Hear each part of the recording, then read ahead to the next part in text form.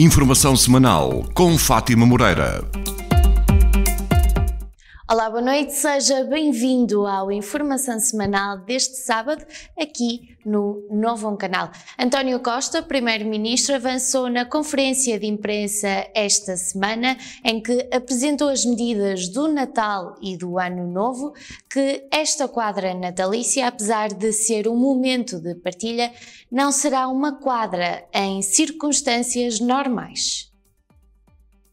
O Primeiro-Ministro António Costa avançou na conferência de imprensa do Conselho de Ministros, em que apresentou as medidas para o Natal e Ano Novo, que, apesar da quadra natalícia ser um momento de partilha, esta quadra não irá decorrer em circunstâncias normais. Temos vindo a ter uma queda de novos casos por dia e uma diminuição significativa de novos casos por semana. Há uma clara correlação entre esta evolução e o termos decretado o estado de calamidade logo a 15 de outubro e depois uma descida mais acentuada, com uma clara correlação com o ter sido decretado no último mês o estado de emergência. Esta evolução do número de novos casos tem também correspondência numa diminuição significativa do risco de transmissibilidade da doença, aquele famoso R de que muito falámos no início desta pandemia e que está atualmente já abaixo do 1%. De qualquer forma, apesar desta evolução positiva, continuamos com um número de internados em enfermaria extremamente elevado, um número de internados em unidades continuadas, unidades de cuidados intensivos também muito elevado e, infelizmente, um número de óbitos também muito elevado. Significa isto que, não obstante esta evolução positiva, é fundamental nós mantermos as medidas e essas medidas continuam a ser necessárias. 5 técnicas superiores da Câmara Municipal de Gondomar estão a auxiliar os rastreios à Covid-19. 5 técnicas superiores da Câmara Municipal de Gondomar estão a colaborar na realização de rastreios a infectados à Covid-19 e a realizarem contactos no âmbito de um protocolo entre a autarquia gondomarense e a Administração Regional de Saúde do Norte. Segundo o município, o projeto integra 3 equipas, totalizam 20 elementos, sendo compostas por 10 militares do Exército, 5 profissionais de saúde e 5 técnicas superiores da Câmara Municipal de Gondomar, as quais tiveram previamente uma formação de 3 dias da ARS Norte. Todas as equipas já se encontram a contactar os municípios que tenham testado positivo à Covid-19 há cerca de 9 dias. Na sua publicação oficial do Facebook, o município esclarece que o protocolo tem como metas o reforço de recursos humanos destinados à realização dos inquéritos e, por outro lado, a otimização dos contactos com os casos positivos, por forma a torná-los mais céleres e assim interromper mais rapidamente as cadeias de transmissão na comunidade gondomarense. O autarca de Valongo, José Manuel Ribeiro, acompanhou esta segunda-feira a entrega de máscaras cirúrgicas e viseiras em Irmesinde.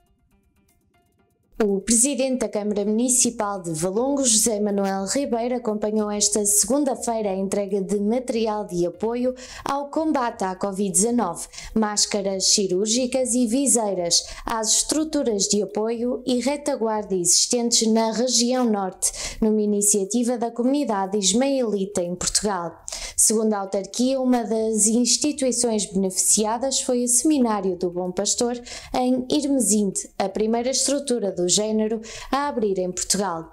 Além do chefe do Executivo Municipal, a comitiva contou com a presença do Secretário de Estado da Mobilidade, o representante diplomático da Ismaili Mamat, o Presidente da Proteção Civil Distrital e autarca de Gondomar, o Comandante Distrital da Proteção Civil e representantes da comunidade ismaelita portuguesa. Penafiel é uma das cidades que irá acolher o webinar sobre o novo normal nas cidades do futuro.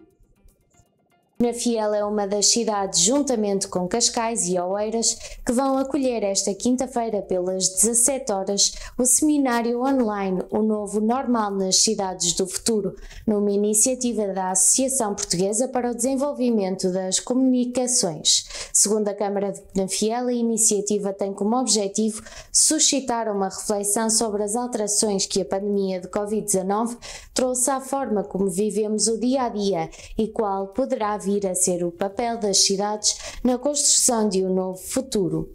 O vereador do Planeamento e Desenvolvimento Económico da Câmara Municipal de Penafiel, Pedro Cepeda, irá partilhar a sua visão com Miguel Pinto Luz, vice-presidente da Câmara Municipal de Cascais, e José Martins, diretor do Departamento de Inovação e Tecnologias de Informação e Comunicação do município de Oeiras. Alunos de várias faculdades da Universidade do Porto juntaram-se esta quinta-feira em frente à reitoria da Universidade do Porto contra aquilo que consideram ser o subfinanciamento do ensino superior. Alunos de várias faculdades da Universidade do Porto realizam esta quinta-feira uma concentração em frente à reitoria da Universidade do Porto contra o que consideram ser o subfinanciamento do ensino superior e a falta de investimento nas instituições universitárias. Os problemas que vivemos hoje são reflexo de uma situação de subfinanciamento e da lógica mercantil há muito aplicada no ensino superior, na qual um curso é cada vez mais luxo que a maioria não pode pagar. A situação excepcional que vivemos hoje veio agravar e dar maior visibilidade aos problemas já existentes. O acesso à educação e aos mais elevados graus de ensino é fundamental para a emancipação e o desenvolvimento individual e coletivo, bem como para o progresso do país, refere a organização, que salienta que o ensino superior público é uma verdadeira alavanca de progresso, pois promove a valorização do trabalho e dos trabalhadores, enquanto dinamiza o sistema científico e técnico nacional, bem como enriquece o património cultural e artístico do país.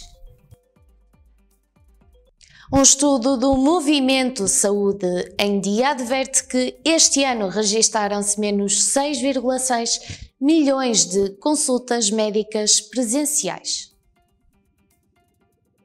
Um estudo do Movimento Saúde em Dia, movimento criado pela Ordem dos Médicos e Associação Portuguesa de Administradores Hospitalares, em parceria com a Roche, adverte que nos primeiros 10 meses deste ano registaram-se menos 9 milhões de contactos presenciais médicos e de enfermagem nos centros de saúde.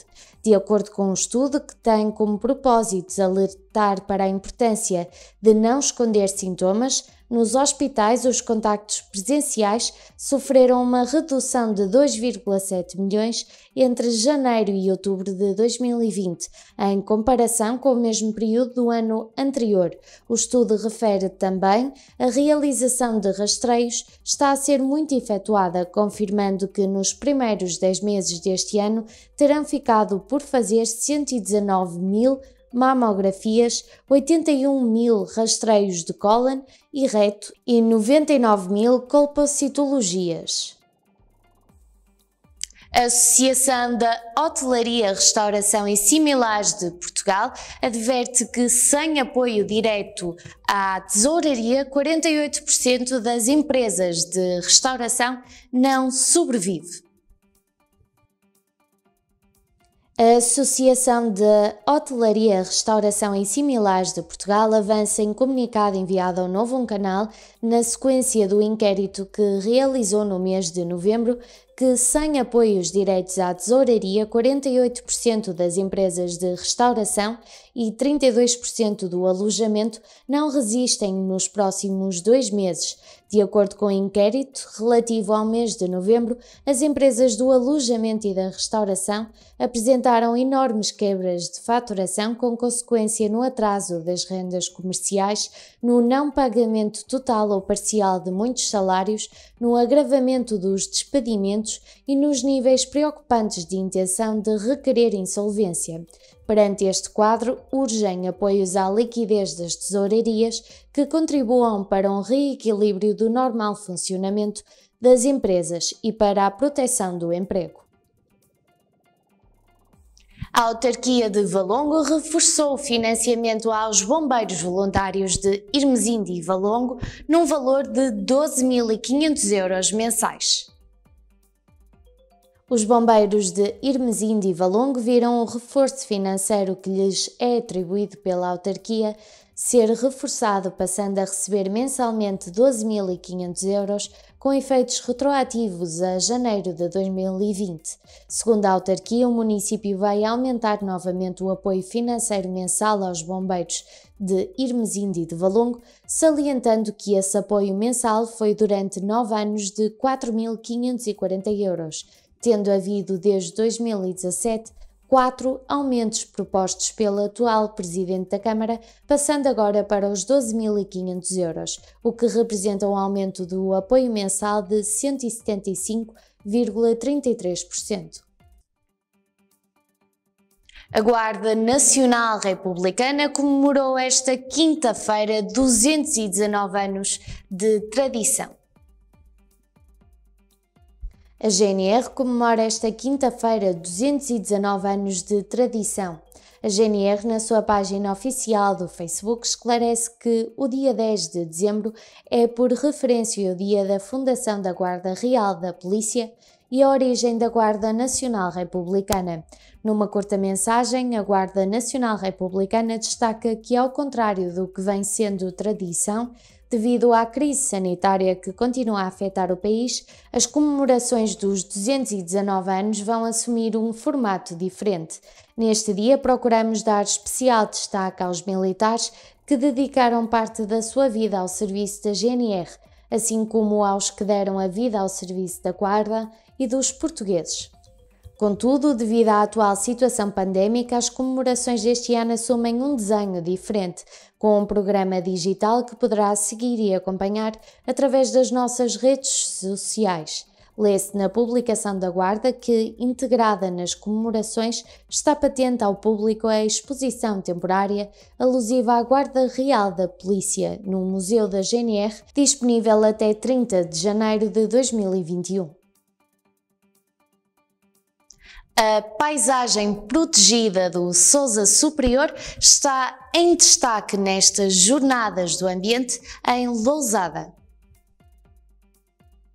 A paisagem protegida local de Sousa Superior foi mote da edição deste ano da 26ª Jornada do Ambiente, uma iniciativa da Câmara de Lousada. A edição deste ano, tendo em conta a crise sanitária que continua a assoberbar a região e o país, foi realizada exclusivamente online através da plataforma Zoom.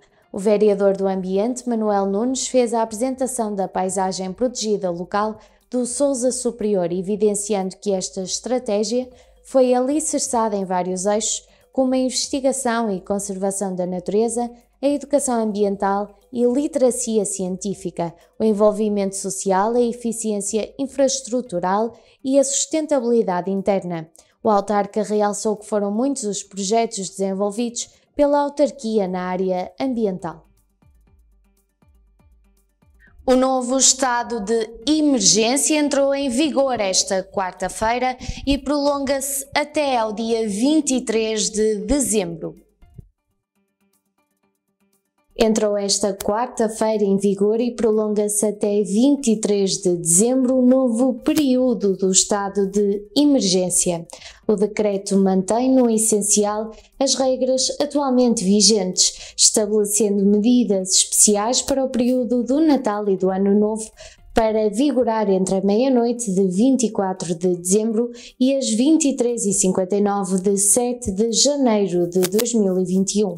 Quanto à proibição de circulação na via pública, atualmente em vigor nos concelhos de risco elevado, muito elevado e extremo, não é aplicável no dia 23 de dezembro, no período após as 23 horas e até às 5 horas do dia seguinte, para as pessoas que se encontrem em viagem.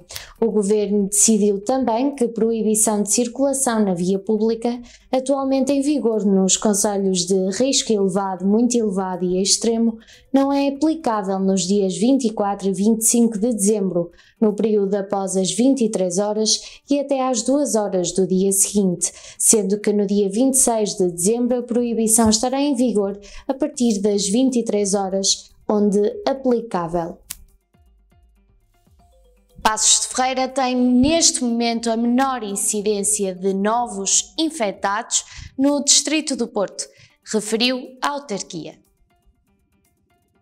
A Câmara de Paços de Ferreira esclarece em comunicado enviado aos órgãos de comunicação social que na última semana e de acordo com os dados divulgados pela Administração Regional de Saúde do Norte, Paços de Ferreira é o concelho do distrito do Porto com a menor incidência de novos infectados por 100.000 habitantes, 294,4. O município avança que os dados confirmam a descida consistente de novos casos no território. Estes dados vêm confirmar a enorme e consistente redução do número de novos doentes Covid no concelho, sendo fruto da forma exemplar como todos os cidadãos estão a desempenhar o seu papel ao longo das últimas semanas. Lê-se na nota que nos foi enviada que avança que a constituição por parte da Câmara Municipal da equipa multidisciplinar de acompanhamento e a criação do pioneiro sistema EMA Save Covid permitiu realizar milhares de contactos com cidadãos que estavam em situação de isolamento profilático ou constituíam contactos de alto risco, ajudando a Autoridade de Saúde local a recuperar o grande atraso que se verificava em outubro e novembro e assim estancar a propagação descontrolada do vírus. Ana Mendes Godinho anunciou esta quinta-feira que o Governo irá aumentar o salário mínimo em 30 euros, já no próximo ano 2021. A Ministra do Trabalho, Solidariedade e Segurança Social, Ana Mendes Godinho, anunciou esta quinta-feira que o Governo vai aumentar o salário mínimo em 30 euros em 2021, na sequência de um encontro com a Comissão Permanente da Concertação Social. O Governo pretende assim passar o salário mínimo para 665 euros, sendo seu objetivo atingir os 750 euros em 2023. A Ministra do Trabalho, Solidariedade e Segurança Social revelou que existem 742 mil trabalhadores abrangidos pelo salário mínimo nacional, o que representa 21,1% do total de trabalhadores no país e cerca de 13% do total da massa salarial em Portugal. Ana Mendes Godinho, no final da reunião da Concertação Social, realçou que foram ouvidos os parceiros sociais sobre a evolução do salário mínimo para 2021. Tendo o Governo reforçado a importância do salário mínimo como um instrumento determinante na valorização dos trabalhadores. Os professores de Portugal estiveram esta sexta-feira em greve, uma paralisação convocada pela FENPROF. Os professores estão esta sexta-feira em greve numa paralisação convocada pela FENPROF, a Federação Nacional dos Professores. Entre as razões apontadas para esta paralisação estão em regime específico de aposentação, a recomposição da carreira docente, a reposição da legalidade nos horários de trabalho, a revisão do regime de concursos. A estas reivindicações junta-se mais recentemente, segundo a estrutura sindical, a questão da segurança no trabalho e a importância de garantir a segurança sanitária nas escolas. Deixou de haver qualquer tipo de diálogo que fosse consequente, que desse lugar a negociações e, através delas, à resolução de problemas. E aquilo que nós temos é o agravamento de velhos problemas, que, enfim, as escolas e que nós muitas vezes já denunciávamos, problemas que têm a ver com o envelhecimento, com a falta de recursos das escolas, sejam financeiros, sejam humanos, com as dificuldades para dar resposta, por exemplo, aos alunos com necessidades educativas especiais. São velhos problemas que se têm agravado neste contexto de pandemia e depois novos problemas, alguns antecipados, não propriamente novos, mas antecipados pela própria pandemia e pela exigência que hoje existe, como é, por exemplo, o caso da falta de professores, que hoje é claro que há milhares de alunos no nosso país que não tiveram, desde o início do ano, por exemplo, todas as aulas. A informação semanal vai agora para uma curta pausa publicitária de 30 segundos. Voltamos já com a segunda parte e com ela também Pedro Marques Pimenta para comentar temas da atualidade. Portanto, fique desse lado.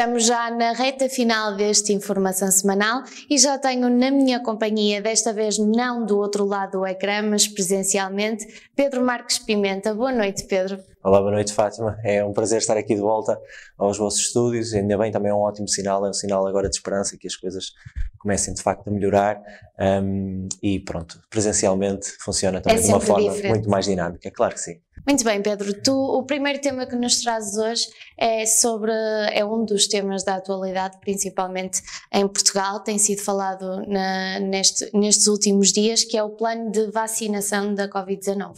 Sim, queria falar um bocadinho sobre isso num âmbito muito global. Bom, em primeiro lugar dizer que é desde já uma luz ao fundo do túnel, não é? É um sinal de esperança, é uma boa notícia para todos nós. Eu estou certo que Portugal saberá dar aqui uma boa resposta.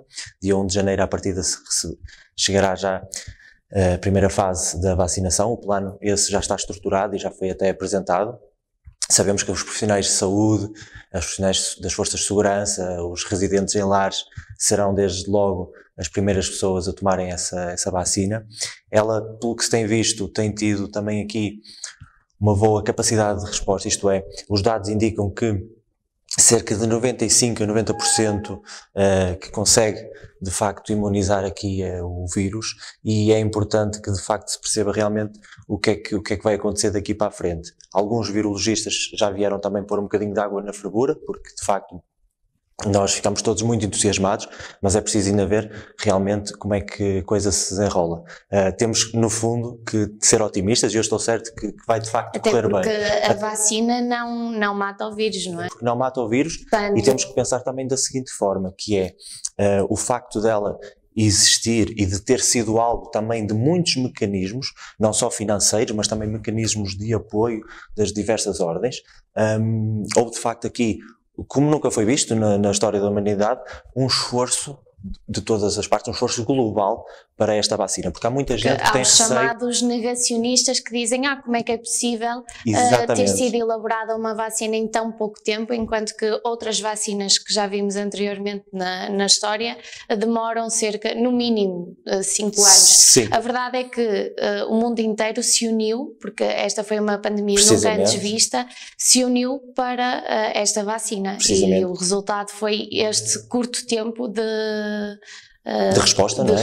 E com uma vacina que esperemos que seja eficaz.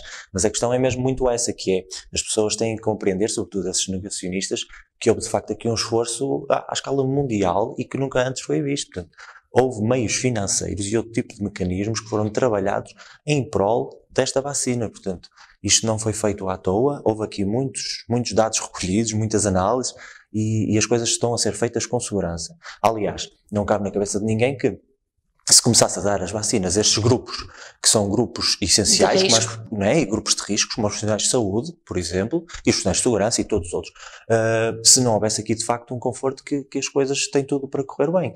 E sabemos perfeitamente que há aqui muitas agências e muitos organismos do mais alto que pode haver e do mais científico e rigoroso escrutínio para nos garantir essa segurança. E em relação aos negacionistas, eu também quero aqui dizer o seguinte, porque li esta semana um virologista a falar sobre o assunto, a dizer que eles vão existir, não é? Porque é natural, há pessoas que vão ter sempre essa opinião mais cética, e se for em torno dos 30% não haverá problema. Porquê? Se tivermos 70% da população vacinada, vamos conseguir essa imunidade de grupo. Portanto, é isso que eu espero, ao existirem, que de facto não seja aqui uma população superior a 30%, para garantir que de facto depois nenhum de nós mais vai correr risco.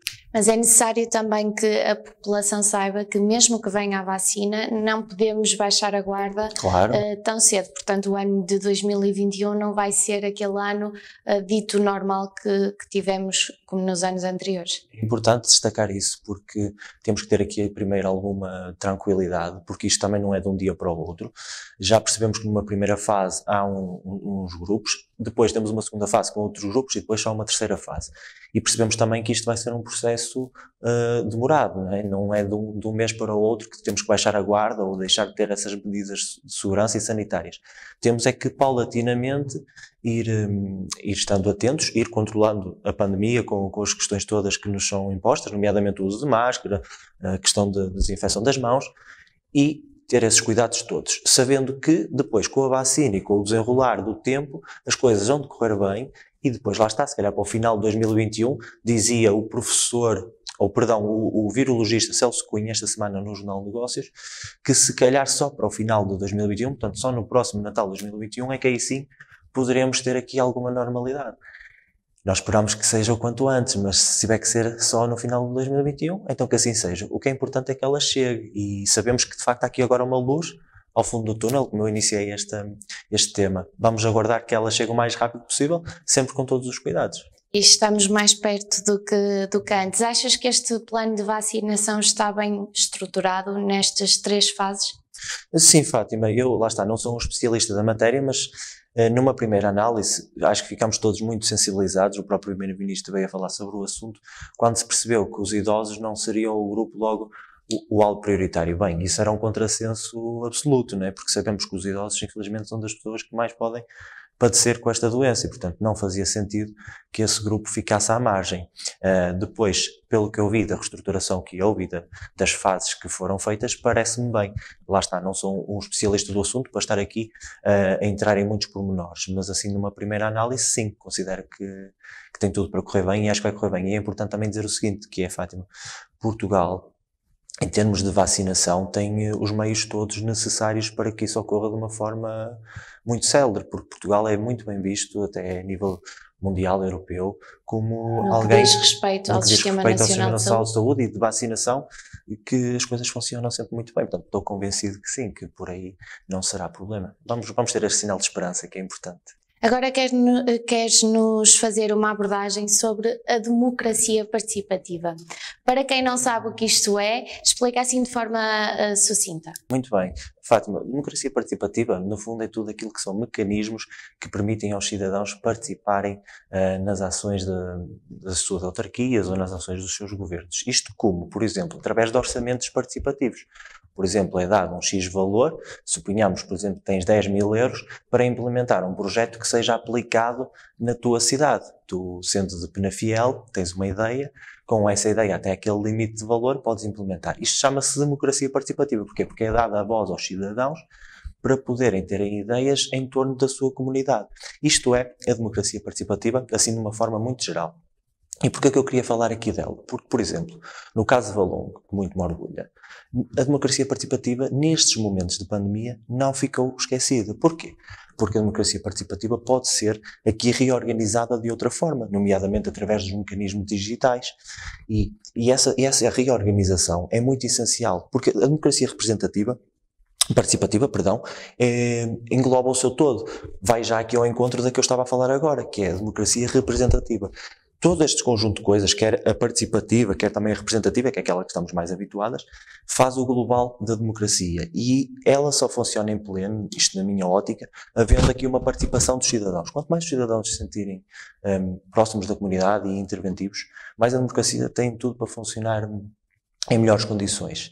E eu quero também dizer o seguinte, que é, no caso dos orçamentos participativos, há de facto aqui uma componente muito presencial que estava enraizada nos municípios portugueses. E Valongo, por exemplo, soube adaptar-se muito bem. Através de meios digitais, do Zoom, do WhatsApp, da SMS, conseguiu chegar na mesma aqui aos cidadãos para que eles possam também estar aqui junto das comunidades, neste caso de Valongo, e participarem ativamente. Isto é quase como o amor. O amor tem que ser cuidado todos os dias e a democracia participativa também. Tem que haver aqui um cuidado de cuidar da democracia participativa. É também uma questão de partilhar informação. Imagina uma torneira de água. A torneira de água, se estiver sempre a pingar um bocadinho, é como na informação. Nós se dermos um bocadinho de informação todos os dias à população, a população vai se sentir ativa, vai se sentir interventiva, para depois poder ter estes mecanismos que lhe dá o acesso à participação. Porque as pessoas estão cada vez mais, isto é a minha sensibilidade, as pessoas estão cada vez mais ligadas à participação na democracia. Porque as pessoas hoje em dia têm ideias globais, conseguem ter sensibilidade para temáticas como o ambiente, por exemplo, a mobilidade.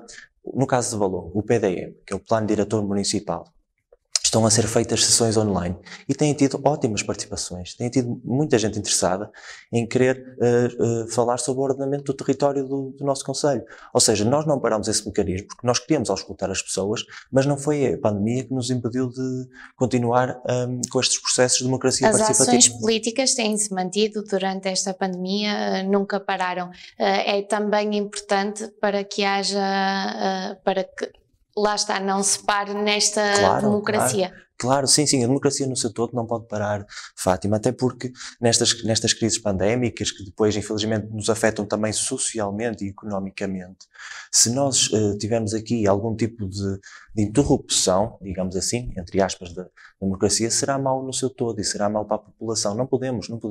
E, mais uma vez, falando da democracia participativa, ela tem que estar a funcionar na mesma, naturalmente com outros moldes, porque tivemos que nos adaptar ao contexto, mas o que eu aqui regozijo é o facto, por exemplo, de Valongo ter continuado com os seus mecanismos. E não só Valongo, um conjunto de municípios que continuaram os mecanismos de democracia participativa.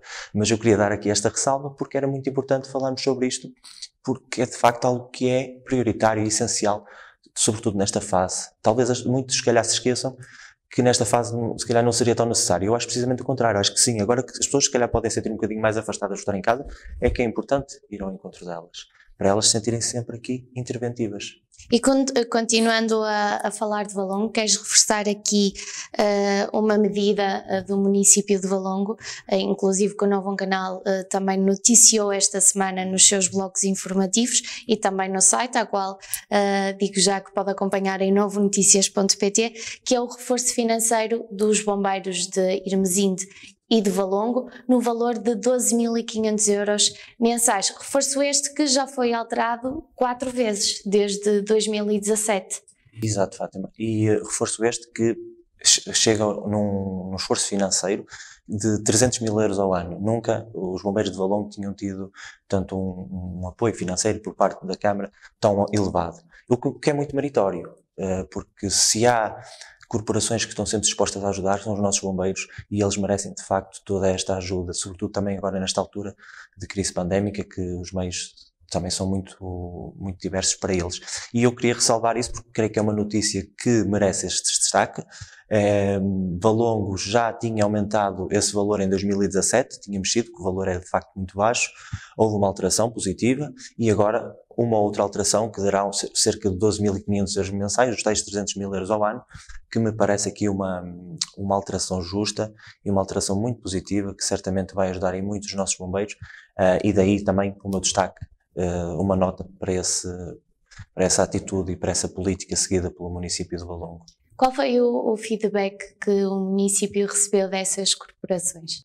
Muito positivo, sem dúvida. Isso aí não nada a dizer, pelo contrário, ficaram certamente gratos e sabemos isso, mas acima de tudo o que eu reforço também aqui é a sensibilidade do Executivo para as corporações dos bombeiros e certamente que para eles será uma mais-valia, que é o que se pretende com este aumento, com certeza. Falamos no anterior programa que comentaste da iluminação de Natal em Valongo e referiste que Valongo não esqueceria e estava a reforçar outro tipo de ações sociais. Esta foi uma delas. Esta foi uma delas e, para além disso, também importa dizer o seguinte: na altura do confinamento e na altura em que começou a surgir a pandemia, Valongo, desde logo, não só com a população, com a entrega de máscaras, mas também aos bombeiros com máscaras, com gel desinfetante, com luvas. Valongo esteve sempre disposto a ajudar os seus municípios e também as suas forças de segurança, os bombeiros. Não é em vão, lá está, como eu também tinha referido, gastou-se cerca de 1.500.000 euros só em ajudas e só em questões de resposta à pandemia. Resposta a essa que foi essencial e que eu vejo como muito positiva. Muito bem. Queres abordar agora o desporto, Pedro? Falar aqui de 2 aspectos. Temos pouco tempo, mas traz-nos sempre, sempre algumas temáticas do desporto. Sim.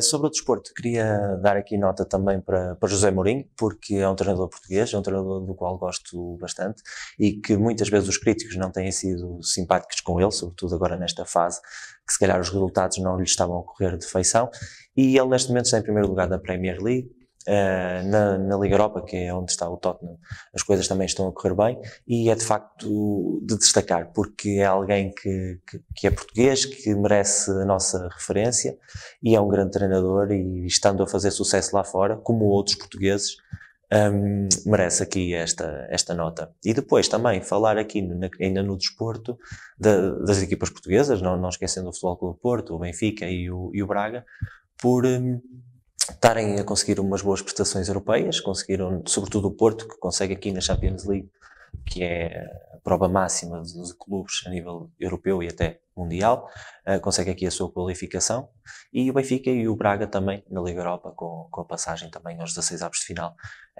Também são aqui duas notícias ou melhor, uma notícia aqui que eu queria dar também aqui um ênfase. Muito bem, e as recomendações que nos trazes hoje? Em relação às recomendações, porque lá está, continuamos aqui também no fundo confinados, sobretudo no que toca ao fim de semana, e às vezes, como hobbies, é interessante dar, por exemplo, uma leitura ao livro da Economia do Esquecimento, que foi ontem apresentado. É do professor Paulo Reis Mourão, que muito estimo e que tenho como amigo, foi meu professor de mestrado, e gosto muito dele e sei da capacidade dele e da qualidade das suas obras, e esta Economia do Esquecimento é certamente um regozijo para quem a vai ler, e eu deixo essa recomendação. Além do livro, queria também recomendar um filme que está na Netflix, que é A Vida que Tu Mereces. É um thriller muito interessante, e que retrata aqui a vida de alguém que está no topo, e que depois, por motivos económicos, vem cá para baixo e tem um conjunto de atitudes que torna o filme muito interessante, e o enredo está muito bom de se ver. Ficam aqui estas recomendações para este fim de semana mais confinado e fechado em casa. Muito obrigada, Pedro, pela tua presença aqui no Informação Semanal. Obrigado. Quanto a si, desejo-lhe um bom fim de semana, uma boa noite, e já sabe, cuide de si e dos seus.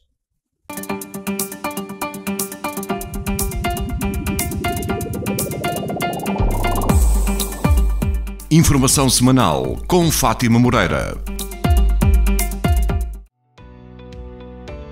Novam Canal. Sempre novam, sempre seu.